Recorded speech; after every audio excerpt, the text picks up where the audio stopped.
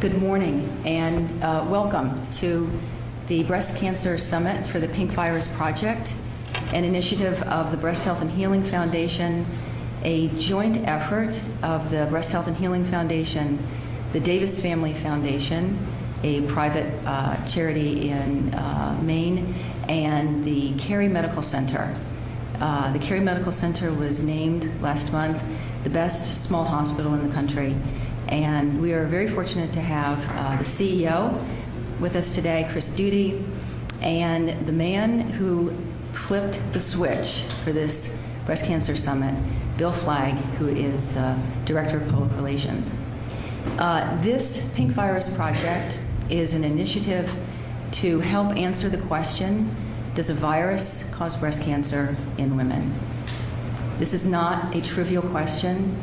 This is not a question for which there is not significant scientific research.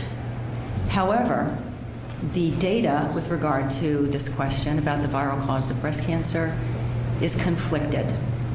That is to say, there are scientists, some of whom are with us today, who have worked for decades doing research, publishing this research in peer-reviewed journals, and they have found that there is a possibility that a virus, mouse mammary tumor virus, or its human equivalent, human mammary tumor virus, may be partially responsible for a portion of breast cancer.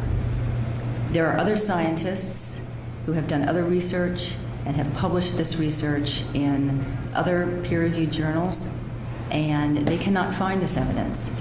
Furthermore, when they do find some of the evidence, they do not come to the same conclusions.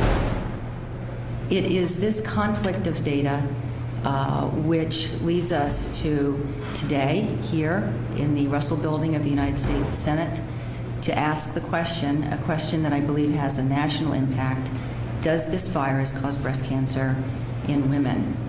We need to answer that question, but we need to do so within the confines of strict scientific inquiry. We are not interested in rushing to a preformed judgment. We must check off all of the boxes and prove to the satisfaction of the academic researchers that, in fact, this virus does or does not cause breast cancer.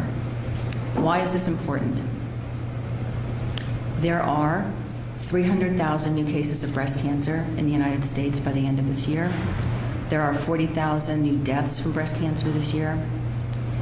There are 1.3 million new cases of breast cancer around the world, almost 500,000 deaths from breast cancer around the world this year. By the end of next year, there will be close to 3 million women living in the United States with a history of breast cancer. This not only affects them, it affects their families, it affects the men who love them. So a lot is at stake in answering this question. We are very fortunate today to have some of the scientists who have been working on this virus and other scientists who have come to listen with benevolent skepticism to the data that will be presented. The virus, mouse mammary tumor virus, or as it's now known, human mammary tumor virus, is also known as the pogo virus. We have Dr. Beatrice Pogo with us today to present her work. I've called the virus the pink virus because I think that this is a name that will capture the attention of women across the country.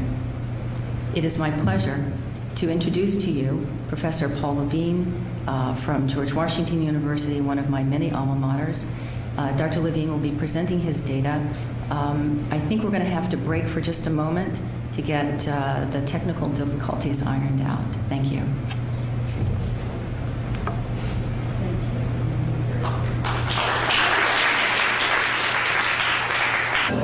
I have a question for you. Who was the first man in space? First American in space? First man in space? Who was it? Alan Shepard. What did he say as they were getting ready to launch on that first day? What did you say, Shepard? Yeah. He said a couple of things. First of all, there were delays and delays and delays and delays. Okay. He was sitting on top of the lowest bid, and finally he said, "Light this candle." I'd like to introduce Professor Paul Levine from George Washington University.